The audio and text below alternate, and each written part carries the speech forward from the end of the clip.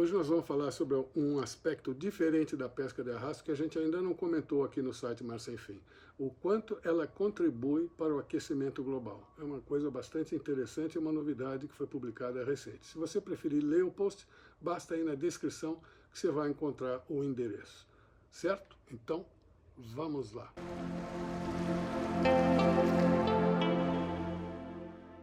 O arrasto de fundo e o custo do carbono. Há muito que o Mar Sem Fim procura alertar sobre os malefícios da pesca de arrasto, uma das piores modalidades entre todos os tipos de pesca. Mas um novo relatório preocupante aponta para outro problema, anteriormente esquecido: as emissões de gases de efeito estufa dessa modalidade praticada por dezenas de países ao redor do mundo, incluindo Estados Unidos, China, União Europeia, enfim. São poucos os países que baniram de fato o arrasto. Hoje vamos comentar o arrasto de fundo e o custo do carbono. O principal problema do arrasto é que se trata de uma modalidade não seletiva. As redes de fundo arrastam o que estiver na sua frente, seja a espécie visada, sejam outras.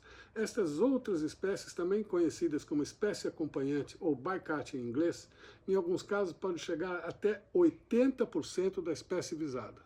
Por exemplo, para cada quilo de camarão pode vir até 80% de outras espécies que são devolvidas ao mar mortas. Se a gente considerar que a maioria dos países pesqueiros ainda utilizam o arrasto nos mares do planeta, a proporção da fauna acompanhante por ano é um absurdo.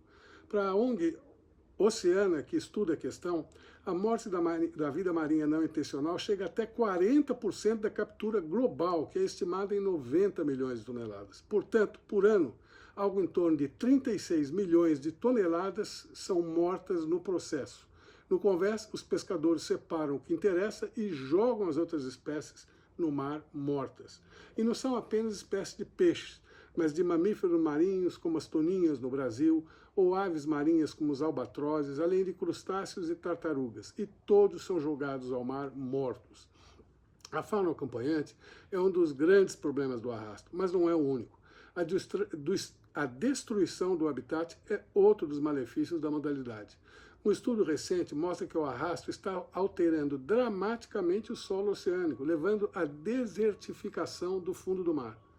As redes, atadas a pesos para que cheguem ao assoalho marinho, agem como um arado, passando por cima de corais, gramas marinhas e deslocando sedimentos. Imagens de satélites mostram que nuvens de lama se espalham e permanecem suspensas no mar muito depois que a traineira passou. Mas agora vem a novidade até então esquecida. Em março de 2021, a revista Nature publicou o primeiro estudo a calcular o custo do carbono da pesca de arrasto de fundo. De acordo com a Time, que analisou o estudo, cálculos realizados pelos 26 autores do relatório mostram que o arrasto de fundo é responsável por 1 gigaton de emissões de carbono por ano, um total anual maior que as emissões da aviação pré-pandemia. Para Henrik Sala, biólogo marinho e também explorador da National Geographic, a prática não apenas contribui para a mudança climática, mas é extremamente prejudicial para a biodiversidade do oceano. O equivalente a arar uma floresta antiga no solo repetidamente até que não haja mais nada. Henrik Sala, encarregado do estudo, diz que sem subsídios dos governos, ninguém estaria ganhando um centavo com a pesca de arrasto. Esse é outro destaque frequente do Mar Sem Fim. Os subsídios mundiais à pesca atingem cifras tão inacreditáveis como 35 bilhões de dólares por ano.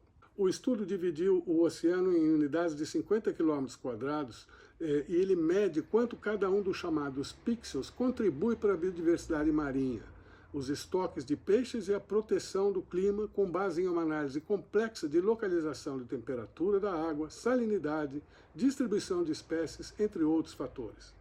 Ele também rastreia quanto CO2 cada pixel é capaz de absorver como subdouro de carbono. No geral, o oceano absorve cerca de 1/4 das emissões globais de CO2 por ano, embora a quantidade flutue um pouco entre as regiões. Ao mapear essas linhas de base em nível de pixel, o estudo pôde calcular o impacto do aumento ou diminuição da pesca e outras atividades humanas. O objetivo geral era desenvolver um mapa de localizações oceânicas que, se protegidas, produziriam o máximo de benefícios para os humanos em termos de aumento dos estoques de peixes, biodiversidade e absorção de carbono, minimizando a perda para a indústria pesqueira. Para Henrik Sala, A razão pela qual temos apenas 7% do oceano sob proteção contra a pesca é o permanente conflito com a indústria mundial da pesca. Refutando uma visão antiga de que a proteção do oceano prejudica a pesca, o estudo descobriu que áreas marinhas protegidas bem localizadas, que proíbem a pesca, na verdade, aumentariam a produção de vida marinha ao funcionar como um viveiro de peixes e geradores de biodiversidade capazes de semear estoque em outros lugares. De acordo com o resultado do estudo, proteger os locais certos pode aumentar a captura global de frutos do mar em mais de 8 milhões de toneladas métricas por ano, apesar dos desafios da pesca predatória e das mudanças climáticas. Para Henrik Sala, a pesca de arrasto deve ser proibida. O pesquisador diz que, embora manguezais, florestas de algas e prados de gramas marinhas sejam bons em capturar carbono, o fundo oceânico, repleto de detritos de animais marinhos, é um reservatório de carbono muito superior. Mas quando as redes pesadas dos arrastões rasgam o fundo do mar, o carbono é liberado de volta para a água. E o excesso do carbono torna a água dos oceanos mais ácida, o que é prejudicial à vida marinha. Pior, a prática também afeta a capacidade do oceano de absorver carbono atmosférico. Se a água já estiver saturada de fontes de carbono, não será capaz de absorver as emissões causadas pelo homem acima da superfície, prejudicando um de nossos melhores ativos na luta contra a mudança do clima. Ao combinar dados disponíveis publicamente sobre a atividade global de arrastões de fundo com avaliação de nível de pixel do carbono armazenado nas camadas superiores dos sedimentos oceânicos, Sala e equipe foram capazes de calcular a quantidade de emissões produzida pela técnica. A União Europeia, por exemplo, libera 275 milhões de toneladas métricas de carbono de sedimentos marinhos no oceano por ano. As frotas chinesas liberam 770 milhões de toneladas métricas, enquanto os Estados Unidos, 19 milhões de toneladas métricas. A ideia do estudo de Sala é mostrar que o arrasto de fundo é o método menos lucrativo de colher a fartura do oceano e, ao mesmo tempo, produzir ainda mais dióxido de carbono. O lado positivo dessa descoberta é que, tão logo a pandemia da Covid-19 seja controlada, o mundo voltará a discutir ações para mitigar o aquecimento global. A própria pandemia mostrou como somos reféns de um meio ambiente saudável. É pela percepção dessa evidência que a Agenda Verde avança mundo afora, com inúmeros países prometendo para breve a descarbonização. O primeiro passo já foi dado. A proteção de cerca de 30% dos oceanos já conta com 52 países adeptos. Mas proteger apenas não basta. Algumas práticas têm que parar. Oxalá nessas discussões a pesca de arrasto seja discutida. Do jeito que vai, ela promove as duas maiores catástrofes atuais, a perda acelerada de biodiversidade e o excesso de gases de efeito estufa na atmosfera.